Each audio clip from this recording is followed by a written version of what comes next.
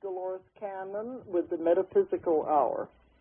And tonight I'm in a different city in a hotel, and under these hotel phones, you never know if it's going to work all right, so let's hope we don't have any problems. And we're not going to have any fading in and out. Okay, before we start, I want to give out our number that anyone who wants to call in can call in. This is a number that is good all over the world. The number is 877-876-5227. 877-876-5227. Anybody that wants to call in from anywhere. But I found on this show very few people call in. And they tell me it's because they like to listen, and they just don't want to call in and interrupt it. All right. Tonight I have a special guest. Her name is Karen Kraft. And I found out about her, it's been several months ago, but she has a very unusual occupation, if you want to call it that, or an unusual specialty that I think you're going to be very interested in. Karen is an animal communicator, and I'm going to let her explain all of this, and I want Karen to talk about her background and everything. All right, Karen, you're there, aren't you? I'm here, Dolores. Okay. Tell people what an animal communicator is. I'll do that. First of all, I just wanted to thank you for inviting me this evening and let you know that all the animals thank you for inviting me, because okay, that's good. That's good. You have a huge animal audience right now. All right. It's because the animals are always pleased when a communicator is given a chance to reach other people and get the message of the animals across. Because they can't really talk to people themselves that they can understand. But there's a telepathic understanding there, I believe. So they know when someone has a chance to speak for them. All right. Let's tell people what an animal communicator is. An animal communicator is someone who is doing professionally what everyone has the innate ability to do, which is communicate by telepathy. The animals naturally communicate with one another by telepathic means, and humans can learn to do this. It's something that we're born knowing how to do, but my personal feeling is that when we learn how to speak, we give up the telepathic connection, because for humans it's much easier to speak through written or spoken language, because then we don't have to feel each other's feelings. That's true, but back in the very primitive days, before speech was invented and it was just mostly grunting, humans had to use the telepathic abilities more. Yeah. So we do have it. Yeah. We have it just like animals do. Yes, and I'm the proof that you can learn how to do it. I know a lot of people feel that they were born knowing how to do it and have always kept the ability, but if you're interested in applying yourself, it's something that you can work to develop. It's just like any psychic abilities. People say they're not psychic, but everybody has these abilities. They just lie hidden, I guess you would say. Yeah, that's very true. And it's like a muscle. The more you use it, the more developed it becomes. And I have a wonderful definition of how animal communication works. This was given to a friend of mine by a donkey. And my friend was asking the donkey, well, do you speak English? He was trying to understand how an animal could understand what he was saying in English. And the animal could understand it? Yeah, because he had a telepathic link going with her. Oh, okay. And her reply to him is the best definition that I've heard of how animal communication works, how telepathy works. And what she said is, I don't speak English exactly, or Dutch, or Chinese, or Swahili. I speak what you're speaking right now, the universal language of telepathy. It's like, and this is the important part. She said it's like vibrations or impulses that people and animals then translate into their own languages. And so that just makes I so can much sense. understand that because, well, you know, my work with ETs and all of that, it Sure. has to do with mind-to-mind communication. It's nothing to do with language. That's right. And you know, you've probably heard about these computers that they're developing now, and they were doing it over in Japan, and now they're spreading to the United States, where people can turn on and off computers, they can turn on and off machines by just using their mind. And they said it doesn't matter what language the person speaks, it's all done with the mind and thinking what they want, and they can trigger things. I So would that say goes that's back pretty to good the evidence. idea that language doesn't matter. So it's along that line, I guess, isn't it? It sounds like it. More like impulses or, Yeah, telepathy is as good a word as any, really. It sounds like it to me. And anyway, the animals are very interested in encouraging people to rediscover these telepathic abilities because they want us to understand that we all really are connected. We really are one. And once we rediscover the telepathic connection, that makes it much easier to, have that compassion for one another. Well, anybody that's around animals at all, any pets or anything, you can usually pick up on what they want and what they're thinking. And it's like they can pick up on you. They get instincts. Yeah. And they can also pick up if there's somebody around they don't like. They don't like their vibrations or whatever it is. And sure, they can see our energy fields, so we can't hide anything from them. And, tell everybody about your background. How did you get into this? Well, the mundane answer to that is my older sister kept telling me that I could be an animal communicator, and I was telling her, oh, yeah, right. And she found a class for me to attend, and that's how I got started. But about the third class I took, I got recruited by an orange cat. And this is my... Where I've gone for most of my training is a wonderful place in upstate New York called Spring Farm Cares, and the animals there, it's a no-kill shelter and animal sanctuary, and the animals are the master teachers. There's a human teacher there too, but the animals work with the students. And why did your sister think you would be good at an animal communicator? Were you doing something at a young age or what? When I was a teenager, I don't remember talking with animals as a child, but as a teenager, I inherited a cat from the sister. She had to go overseas and couldn't keep her cat, and so we shared a cat over the cat's lifetime, and I would occasionally pick up things from this particular cat, and that was what Mary said, oh, you should be doing this. His feelings off the cat or what? The first time it happened, I was standing in the front yard, and I could have sworn that I heard someone behind me call my name. And I turned around to look if there was someone in the kitchen window, and there was no one there. And I looked down, and the cat was standing right behind me. So my sister kind of went, But then when I was thoroughly recruited, when I was told that I was to be a professional communicator, I was taking a class in Missouri with Dawn Heyman, and Dawn is the woman who teaches at Spring Farm, and she rarely comes to the Midwest to teach, but she did do a class in Missouri, and I found out about that and rushed down there to take a class because I'd heard about what a wonderful teacher she is. And while I was there, she brought out some photographs of the animals that live at Spring Farm, and llamas and various dogs and horses and cats. All kinds. Yes, and I thought, oh, this cat looks safe. It was a beautiful orange cat, and if you watch cats, that moment when they're falling asleep just before their chin drops down, and that's what she looked like, just this peaceful moment with her eyes closed, basking in the sun. I thought, oh, that's a safe one.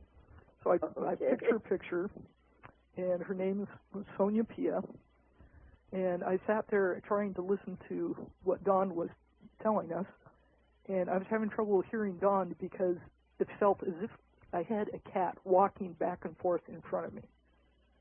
It was like Sonia Pia was there with me. I just had her photograph, but she was there, and she was just pestering me. She was saying, "You have to talk to me. I need to talk to you. Bring your notebook." And so I finally promised her that I would talk to her over the lunch break. So I went outside, and she gave me my marching orders. And she told me that I had to go to New York to work with Dawn. She said I had to work with Penelope Smith, who is another extremely well-known communicator. I was sitting there going, "Oh, but Sonia Pia, I don't have any money. I can't do that." And she said, "Trust, it will work out." That sounds like what we get from our guides all the time. That's exactly exactly right. Down, they say. Yeah. You just, well, every time I get hit with the cosmic 2x4, it says trust on it. That's what I tell people. Don't wait till you get hit up the side of the head. Yeah, that's right. And the cats really love to swing that 2x4 at you if you're not paying attention. And my mind started to wander, and she said, "Shh, focus." Yeah. And anyway, she recruited me. She told me that I was to go out to New York and do my studying there, and then bring the work back to the Midwest, being a very agricultural area. People around here are pretty darn practical. I live in... you live in Iowa, don't you? I live in Ames, Iowa, which is the home of Iowa State University, and so with the university setting, some of this stuff sounds pretty far-fetched to people. Yeah, I think it would. But did you get the money that you had to have to go up to New York? She was entirely right. 6 months later, I was sitting in a class in New York, and I got to meet her in the flesh. That's what they keep saying during my clients. They always say trust and believe. That's all you have to do is trust and believe, and we'll take care of the rest. Yeah. And the hardest things for humans to do. No kidding. And the cats get really frustrated with us, just like our guides. Now, we come down to the last minute, but I don't have the money yet. You know, they said, well, you just have to know it's coming. Yeah. Sometimes it's at the last minute. Yeah, everything fell into place, so I was able to be there, and I thought I was going to get incredible communication with her when I was with her personally. I heard not a single word from her, but every time I sat down, she was in my lap, she was in my arms, and she was just purring her heart out. So almost like they're able to bilocate then, isn't it? Oh, almost. I mean, that was when that's how it felt. It felt as if she were truly physically with me. Okay. The connection was just that strong. So. But anyway, you took the classes, and then you came back to Iowa? Yeah, I've taken classes in New York and California, traveled around to work with different people. Each communicator has her own methods, and so it's always helpful to work with different teachers. I do a little bit of teaching myself now, just because there are so many people who are interested in trying it out for themselves. So people we do in your area, or coming from somewhere else? I have done those in local area, Des Moines, and here in town. Yeah. So there are people wanting to learn to do what you do. There are so many people who love animals and have such a deep connection with them, and they want to make it more conscious. But I was thinking it's the same, I think, with any kind of a modality. If everyone teaches it a little bit different, like you said, if you took different classes, they would all come at it from a different direction. Yeah, it's the way people have to learn things, is you have to hear things many different ways before it really sinks in, and eventually it clicks. So it helps to work with different teachers. But I always think it's good, too, to take many different classes, and then you put it all together and you come up with your own method. Yeah, it kind of works out that way. So then eventually, there's nothing wrong with that as long as it works. Yeah. You can change the rules if you want to. Yeah, well, as long as I don't offend the cats, they're always keeping a pretty close eye on me. So when you do your classes now, how long is the class? We're just doing little introductory classes that last about 6 hours. Okay. So we just do some guided meditation and some very basic energy work, since the telepathic communication is based on energy. So I'd like to demonstrate to people that they can feel energy. Uh-huh. And a lot of people don't even know that. Yeah, but it makes it more tangible if they realize that, oh, yes, this is real, I can feel it. Uh-huh. But would this be the same thing as telecommunication with humans? I haven't really, I haven't experimented much with human telepathic work, just because the humans are so much more complicated than animals. The animals are so straightforward. Too. Yeah. And the animals are great to work with. They have just an incredible sense of humor. And I was thinking an animal would be much more basic, not basic, that's not the word I mean. It doesn't have all these guards and these things that people put up. It's very straightforward. That's true. That's usually true. You find some neurotic animals, which is a lot of the work that I do, is helping sort through what's bothering them. But unlike people, once they can verbalize what the problem is, they let go of it much more easily. Uh-huh. So it's like being able to do 10 years of talk therapy with a human. With an animal, you can do it in 5 minutes. Oh, because the human is more complicated. Yeah, and we humans seem to hold on to our traumas more. Uh-huh. So the animals can let it go easier, you mean? Yeah, they seem to be able to move on much better than we are. Well, do you work with any large animals, or is it just the dogs and cats and things like that? I'm doing more work with horses now. I have a wonderful mentor in spirit. And I think her human mom, is probably listening in tonight. A horse who is in spirit. She's no longer here in the physical form, yeah. But her name is Nu, as in GNU, the Great GNU. Oh, and okay. Nu has adopted me, and she's teaching me things about horses. So she's like a spirit guide for me. Well, do you think the larger animals are more complex than the smaller ones? I don't really feel that there's that much difference from species to species. Oh, okay. It's more from individual to individual. And I have found profound cats and very profound dogs, too. Yeah. And then some are just very simple and say, no, I just want to be a dog and chase a ball and eat my food. And enjoy life. Yeah, exactly. And it tends to be that the people who are more spiritually aware and people who are consciously working their spiritual paths tend to attract more spiritually aware animals. So you learn together. You have more of a personality? Yeah, if you want to say a higher consciousness. Okay, because, I've been around a lot of cats. Some of them just sit there and they be a cat, Mm-hmm, sure. And other ones are very vivacious and they're all over the place. They got a lot more personality. Mm-hmm, yeah. And, so they're all individuals, too. Yeah, very, very definitely.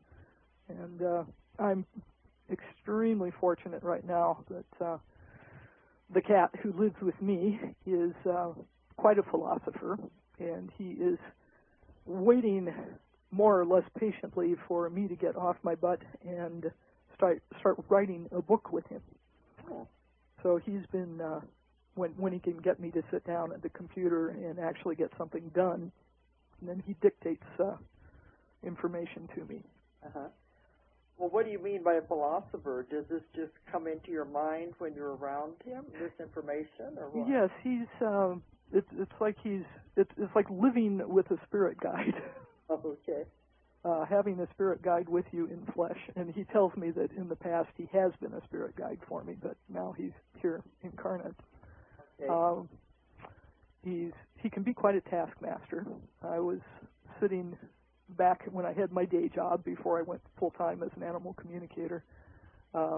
Someone had brought a bunch of chocolate candy into work, and I was sitting back at my desk just stuffing chocolate into my mouth, and my cat popped into my mind, and I heard him say, "You eat chocolate to resist your higher vibration." Uh-huh. I'm sitting there thinking, oh, great, I've just been busted by my own cat. So he keeps me in line. Well, I'm just wondering, in my work, I know we have spirit guides and guardian angels, wherever you want to call them, and a lot of people can communicate with those. How can you tell it's the animal, the cat, rather than your own spirit guide? Or is there a difference? Yeah, that's a good question, Dolores. The way it feels to me, the only way I can describe it to people, you know how it is when you have a dream and you meet someone in the dream, and this person doesn't look anything like anyone you know, but you know who it is. It's just the knowing of who is talking to you, and that's about the only way I can describe it. That you know it's not your spirit guide? Yeah, I feel his personality come through when he communicates to me. Have you communicated with your spirit guide? Yes, I do get communication from my guides. So you can tell the difference then? Yeah. They tell me I don't listen nearly enough, but I'm working on that. Uh-huh. That's what I was wondering about, because most people would say, well, you're not communicating with the cat at all. It's just this spirit guide. Mm-hmm. It's interesting, though, because you sometimes get things from a very feline perspective. Oh, a little different than the other one would be. Yeah. Uh-huh.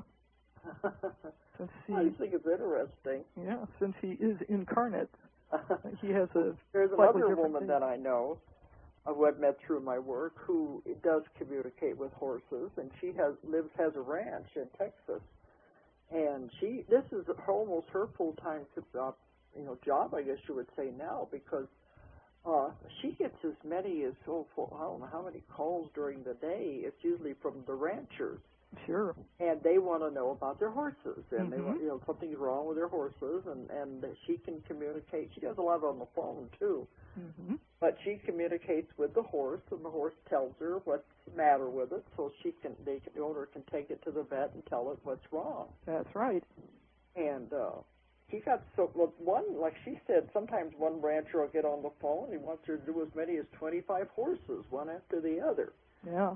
Yeah. That's a little too much, she said. Yes, you need to be careful, because this any kind of intuitive work is very taxing.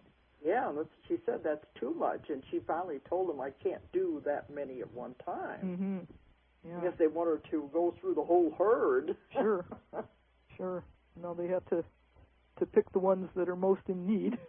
Yeah, and that's what she said, though. She can pick up on, the horse will tell her what's the matter with me, and then she can go and tell the owner, this is what's the matter, take him to the vet and have this and this checked out. Yeah, yeah. So, that's when I heard of you and her both. I said, well, there must be a lot more out there that can do this. Yeah, actually, there seem to be quite a few more communicators going into business, if you want to put it that way. I like to call this my authentic vocation. Okay. It's too spiritual to just be called a business. Yeah.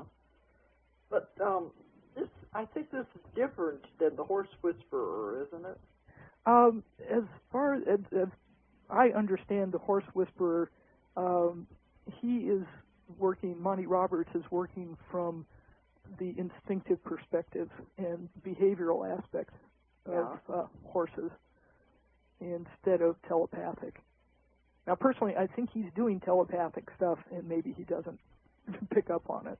He doesn't realize it. Yeah. Mm-hmm. But, you know, if that movie came out, there was a lot of shows on TV with other people communicating with horses. Right. Mm-hmm. You know, and finding out, getting them to do, to train easier and, to understand what was their problems and everything. And the horses are particularly sensitive because everything that humans do with them tends to go completely against their nature. That we keep them corralled singly, in little stalls where they want to be social, they want to be with one another, they want to be with the horses that they want to be with, not the ones that we put them next to. And a horse is a herd animal anyway. That's right. They said it likes to be at least. Well, one person said that the horse was so unhappy and they didn't know what it was, and they were I was telling him I want company. Yeah. Mm-hmm. So even if they brought in a donkey, at least it was something. But that's it. I've heard of cases where a dog is so lonely that they've just gone out and bought a goldfish, and just having the goldfish there as company helped the dog. Just something that they communicate So he's with. not totally alone all the time. Yeah, we don't think of that.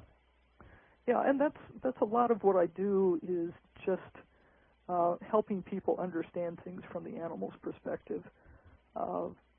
Things that are inconsequential to us might be very traumatic to one of our pets. You mean something that happens? Yeah, one of in the household or what? Right. My favorite, if you want to put it as a detective case.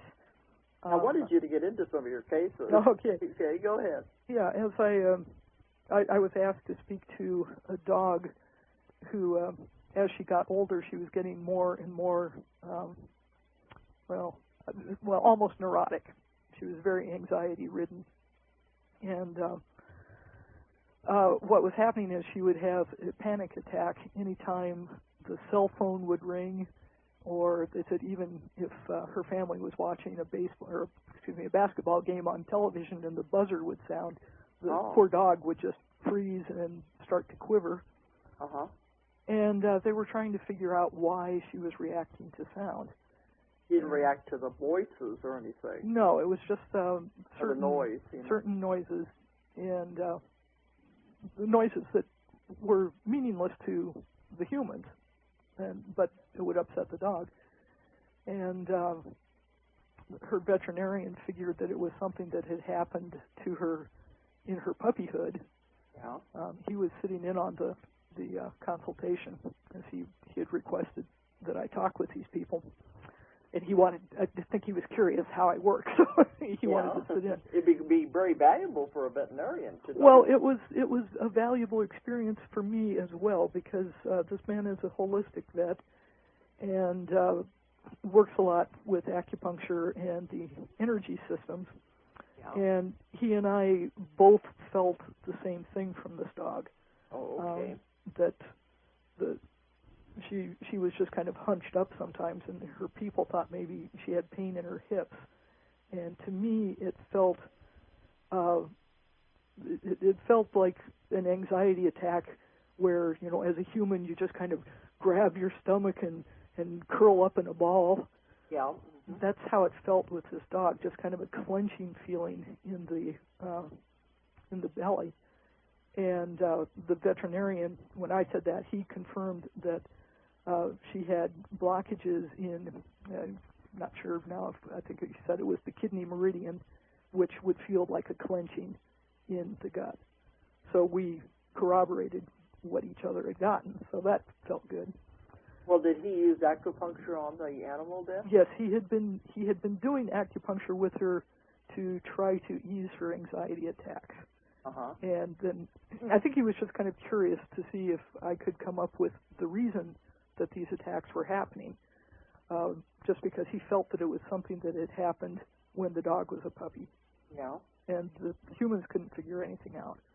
So I was sitting there with him, and I just tried to get very calm and centered and quiet.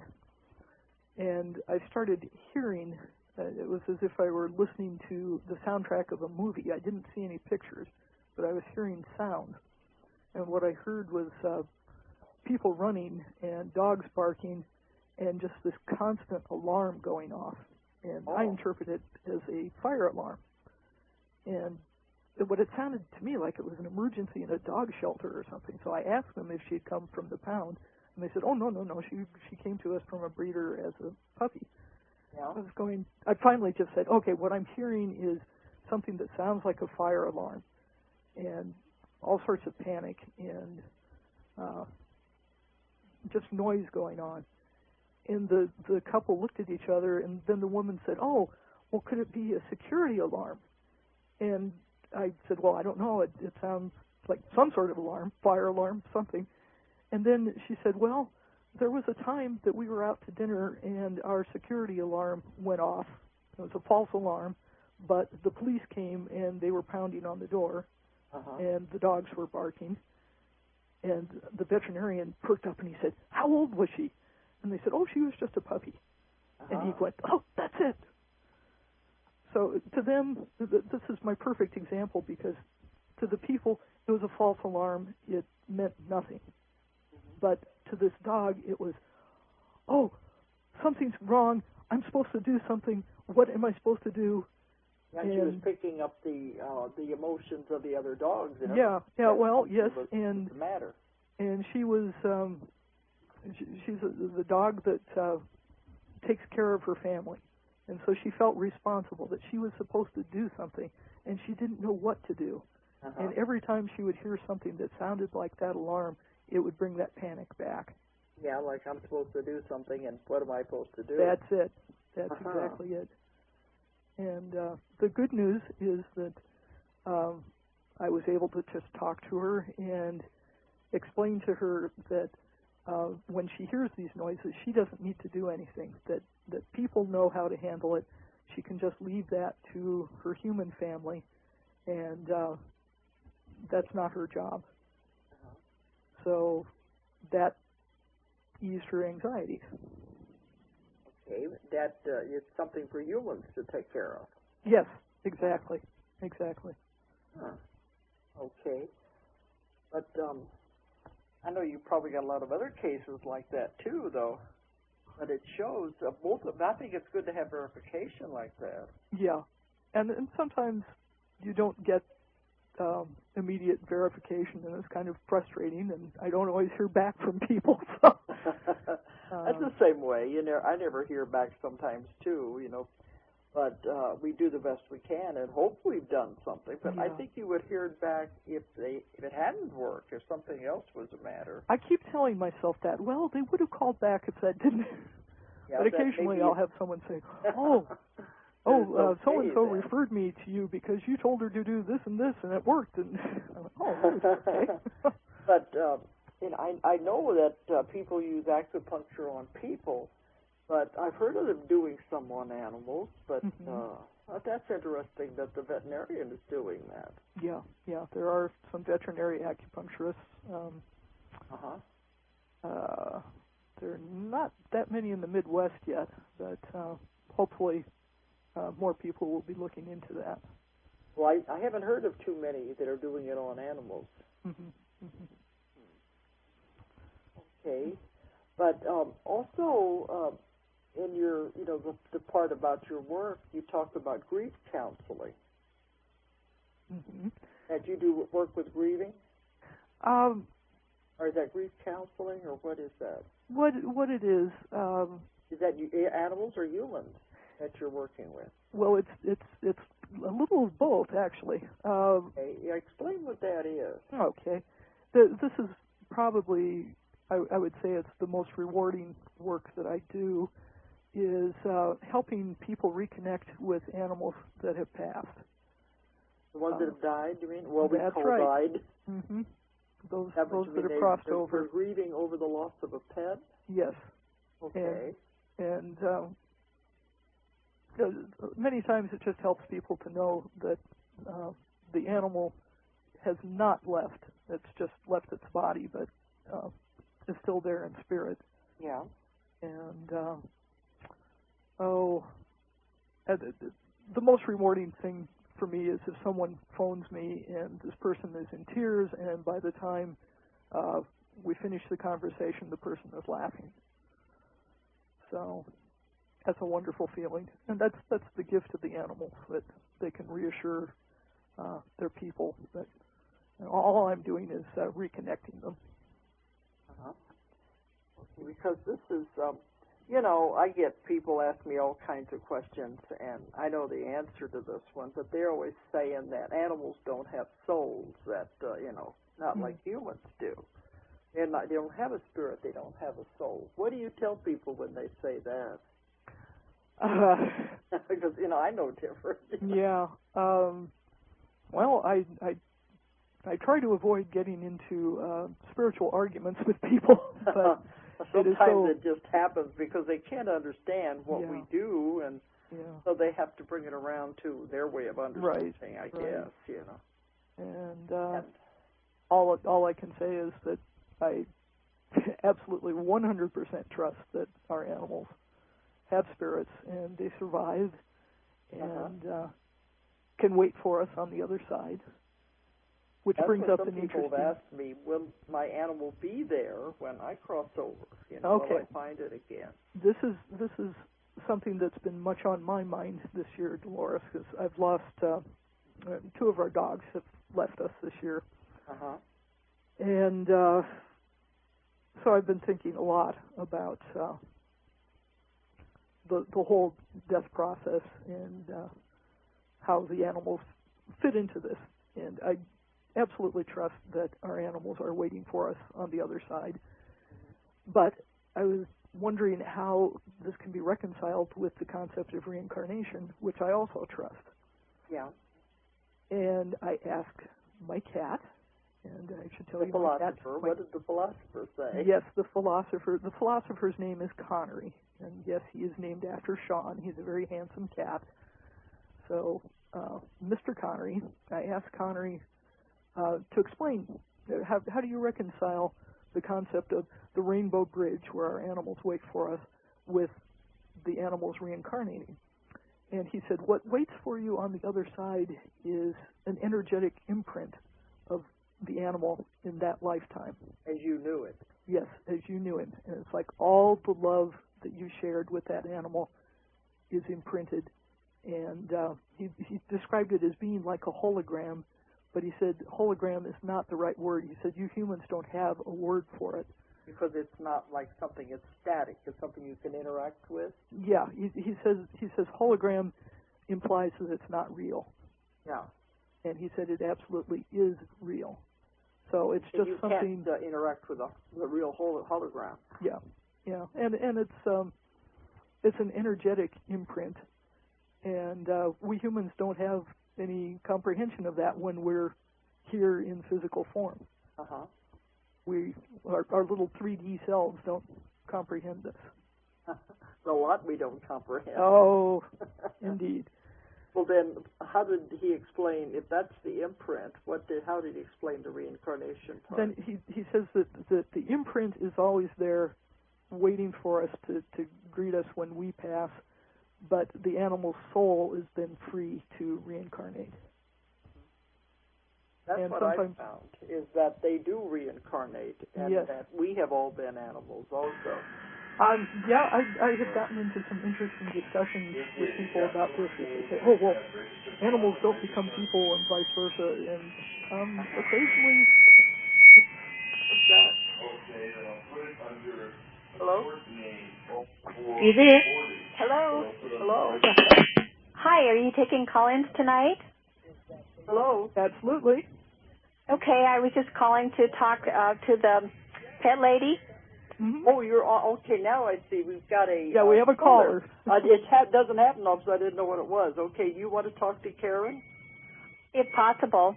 Sure. All right, yes. Karen, can you hear her? I can hear. Okay, let her go ahead then. Hi, I was just calling. I would like to look into your classes and that, and I will listen at the end for that. But I just had a question. My Bichon puppy she's 5 years old, but she's been sick again, and she's had stones 2 different times, and they've taken them out. But right now she's sick again, and they said they don't see any yet. But I just wondered if you had any ideas of what might be going on with her. Well, just like with humans, if you look at the holistic theory of disease in humans, there's usually an emotional aspect. So there may be some chronic emotional thing going on that is causing the problem to keep coming up. Okay. I just offhand, I'm not. Right now, I'm in mind mode so that I can answer questions, and I would have to kind of switch gears to be able to really communicate with your dog. So, do you want her to contact you after you go off the air? That's absolutely fine. If you'd like to arrange, what I need to do is get really calm and centered and get into a meditative state in order to talk. Also, it helps me if I have a photograph of the animal. Okay, all right. I'll just wait for the end of the time, and I'll write everything down. And I do live in the Midwest, so I'll be looking forward to your classes that you might have coming up, okay? That's great. I'm so glad to hear that. Where are you? I'm in Sioux Falls, South Dakota. Okay. Well, Karen, can she email you and send you a picture? Most people do send me pictures by email. Yep, and I'll get your email address at the end there. I listen to Dolores every week, so. Oh, fantastic. Yeah, we'll give you all the right before we go off air, we'll tell everybody how to contact you then. Will that be okay? That'll be perfect. Thank you. Okay. God bless. I understand what you mean. You got to shift gears. You have to go into a different space. Yeah, because right now I'm in quite a mental space, and it's a matter of being quiet and being very much in the present to connect with the animals. Yeah. That's good then, if she can communicate with you by email or by phone if you want to accept phone calls, too. Yeah, and especially with something like a physical problem. We can give her that information before we're finished then. Okay. All right. But we were talking about animals reincarnating, and that's something that I have found to be true because in my work, I do the past life regressions. Right. And I have many people who talk about past lives as an animal. Yeah. Uh-huh. And so I know we've all been these things. It's like we have to be everything and do everything before we're finished, and that's what people don't understand. Yeah, and I also find that people don't understand that we can go back and forth between being human and animal. It depends on the lesson we're trying to learn. Yeah. And in my new book, I'm going to be talking a lot about that, the cases I've had of people as animals, because I want to know what it's like from the animal perspective. And how they see, how they think, how they perceive us. And that's something that is one of the gifts of doing animal communication, because occasionally I get a chance to see through an animal's eyes. That's what I mean. I want to know how they perceive things. As, for example, I can't even remember when or where this happened, but a cat once let me see how we humans look to a cat. And it was How was that? It was beautiful. It's just the swirling cloud of the aura, the colored energy, and the Instead physical of a body. Form, you mean? Just seeing us as a physical form, they see our energy field first. It's like they were barely registering that there was a body there. The cat was just seeing the energy field. And that's what they interact with, and that's what they read. And that's why they know which people can't be trusted. So but they know their owners. They know the people that are around them all the time. Yeah. And you don't think they perceive them as a solid physical... I'd say it's secondary. They do perceive our physical bodies as well, but the first thing they... the first thing they look at, the first thing they perceive is the energy. And then, it's hard for us to think of it that way. We're used to looking at a physical person or an object or something. They're seeing it differently. Yeah, and just as their senses are so different from ours, if you take the example of a dog, and so much of their sensory input is in the form of smell. Yeah, I've heard that. And that's just beyond our comprehension. Dogs will tell you that they can smell color. No color. Yeah, that I colors. wonder what that would be like. Yeah, we don't have any. There's Nothing no to way for us compare to it to. comprehend No it. words. Yeah. And but colors have different vibrations, and Yes, that's the dogs true. can smell that. And people keep in the work I'm doing. They talk about hearing color. Yeah. So there's more to it. There's more perceptions, I guess, that we're not aware of. Yeah. Do you feel this is getting into those other dimensions that our spirit guides talk about from time to time? Well, that's what I was going to bring up, because I believe the cats especially, they're the ones I've had more contact with, that they can see into the other dimensions. Yeah. That they can see ghosts, for instance. Because I had an experience where I lived in a haunted house. I didn't have any choice. My husband was in Vietnam, so we stayed in this house, and we all knew there was a ghost upstairs because all the kids had seen strange things. Yeah. But it wasn't negative, so it didn't bother me. Yeah. But at night, when I would be watching TV and the kids were in bed, our Siamese cat sat at the bottom of the stairs, staring up the steps, and his tail switching back and forth, the way they do when they're watching something. Yeah. Oh, yeah. And we all kept saying, he sees something up there. Oh, absolutely. After a while, it said, would you please stop that? Get on your nerves. So I've heard other people say that, too. They can see things we can't see. Yeah, absolutely. And interdimensional creatures, if you want to put it that way, like fairies. Oh, yes, So they have all sorts of wonderful things to teach us. But to them, this is natural. I guess Yeah. they think they perceive that as energy, too, like they would perceive a human. What do you think? That's something I probably should take to Connery the cat and ask him to.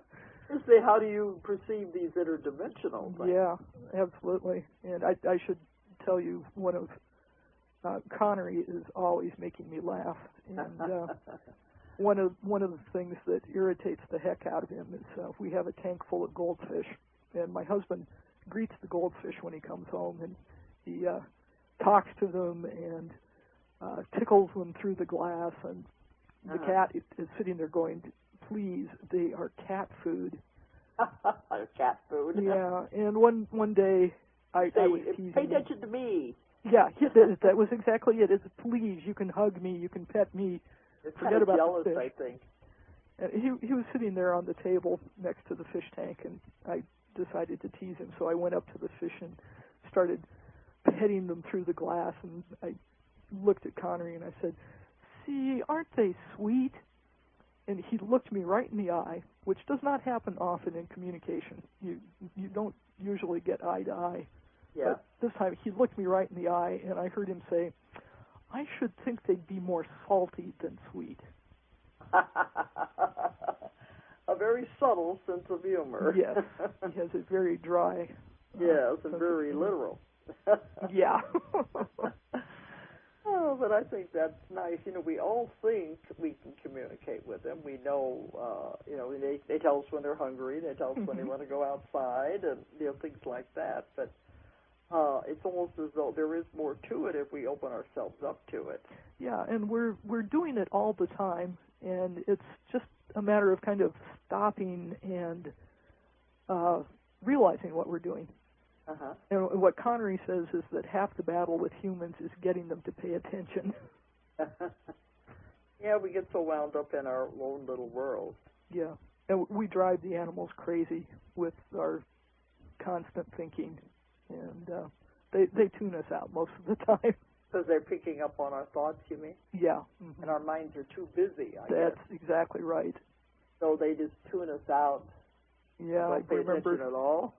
Now, well, sometimes we have to let them know that we are making an effort to communicate with them. I remember at a class I attended out at Spring Farm, one of the sheep told the students, you wear us out with your thoughts.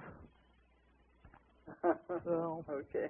that kind of summed that that up would for be the me. hard part. Humans have to slow everything down and, Mm-hmm. get into a different space altogether, and that's hard for humans to do. Right. What we need to do is meet the animals where they live, which is the present moment. I'm sure you're familiar with the Power of Now book. Oh, yeah. Mm-hmm. That's what it's coming through mine, too, is don't worry about the past lives and things like that. They're not important anymore. It's now and where we're going into the future. Yeah, yeah, this is what we got to focus on now. Is what I'm getting. Yeah, well, we miss living in the present moment because we're so worried about what's going to happen tomorrow, and we're fretting about what we did or didn't do yesterday. Yeah. And to meet the animals, we have to be right here in the moment with them. There's something I thought about. You were talking about the grieving, from the human point of view. But what about do you counsel with animals who are grieving? Or does that happen to an animal? Yes, it does happen to them. I feel that they have a greater understanding that their companions are still with them in spirit, but they grieve the physical form just the way we humans do. There's a change, and they feel it just as much as we do. Yeah. But do you have to work with any animals through that, or is it mostly the owners? Usually working with the owner, a lot of time the grief is what the animal is reflecting back. It's the owner's grief, and that keeps the animal stuck in grief too. If one of the companions has passed.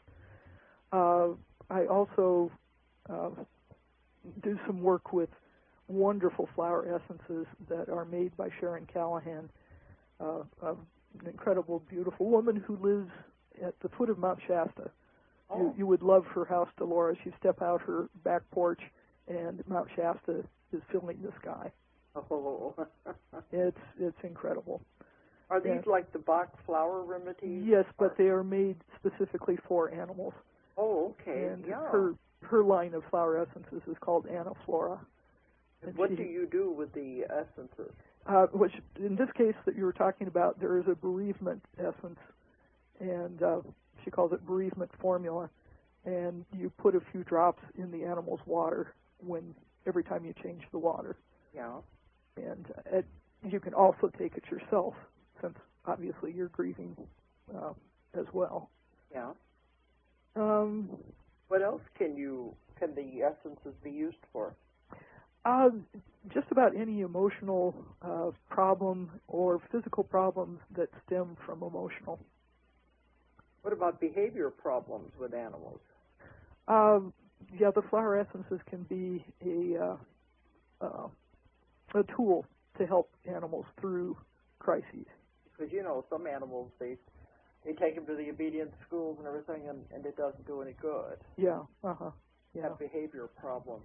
Yeah, and sometimes if they can have their say through a communicator, that helps clear up the problems. It's why they act up the way they do? Yeah. And I have to come back to your example of animals grieving, because there is a wonderful story that somebody somewhere is going to write this for a book. I don't know if it'll be me or we'll get it in there somewhere, but I have clients in Omaha who have become dear friends of mine, and they had an incredible bulldog. He is no longer in the physical, but his name was Caesar. And the first time they called me, they were so worried about Caesar because he was having all sorts of anxiety, and he was cranky and totally unlike his usual lovable self. Yeah. And when it came out, he was grieving because his human grandfather had died. And he felt very frustrated because the humans got to go to the funeral, and the humans all had closure, and he didn't. Oh. But you don't think about an animal needing closure. Yeah. You wouldn't, a lot of people wouldn't think of this. This is why it's such a wonderful example, and I'm glad you prompted me to remember this. I suggested to his people, and I was very proud of them because I don't know how many of my clients actually would have done this. I said, if you could hold a little funeral, a little ceremony for your father in the home so that Caesar can be there, so that Caesar can have his own little way of saying goodbye to his grandpa. And they did this for him. They sat on the floor. They lighted a candle for him.